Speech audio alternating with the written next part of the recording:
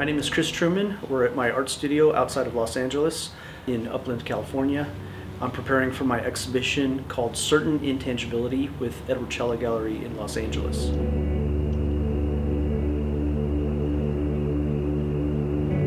The title of the show is a reference to light and space as well as digital art, and I spent the last couple of years diving into the digital world. So taking from that, these paintings are connected to both the history of California and art with the light and space and also with the gradient structure of digital art.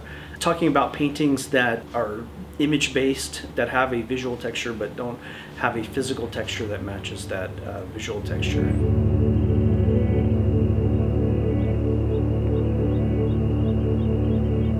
Thinking about the history of abstraction, abstraction was about presence, a physical presence, a kind of a one-to-one relationship between the object and the viewer. The stroke on the canvas or the substrate were a physical thing. There was no illusion in it. It was simply the materiality and the honesty of presence. But when I think about that in the state that we're at now with technology and with social media and with us managing our multiple identities, I spent a lot of time thinking about Robert Ryman and his white paintings and thinking about the physical nature of those, the paint, the canvas, this sort of humble presence of them, and thinking that there was this very clear relationship between you as a person and seeing the object in the space with you. There was no pretense, there was no illusion, there was no misdirection in any way.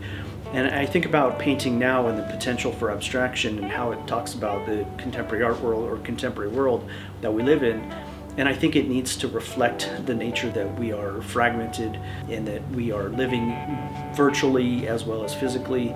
Walking down the street, we're receiving texts and being called to other places at the same time as we're physically in a place.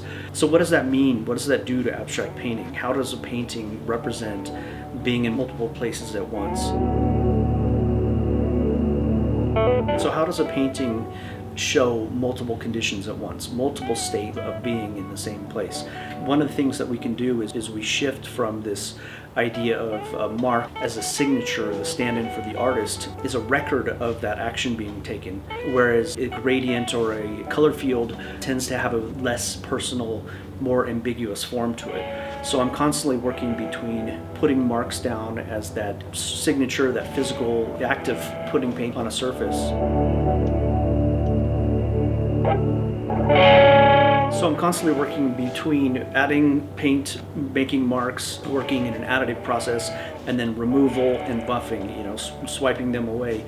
And it's this process, this sort of battle that comes between the personal, which is the mark, and the ambiguous and less defined, which is the gradient or the buff. And I'm thinking a lot about the way that graffiti works on a wall. Graffiti is an act of an individual to imprint themselves on the space. And then the owner of the space or the city or whoever's in charge of the space comes and they buff it out. And there's this back and forth, this sort of battle between public and private that happens. And I have a similar thing happening in my paintings where I'm adding marks and then I remove those marks, and I add the marks and I remove the mark. The end result is this process where you're getting a partial history of all these actions that are taking place.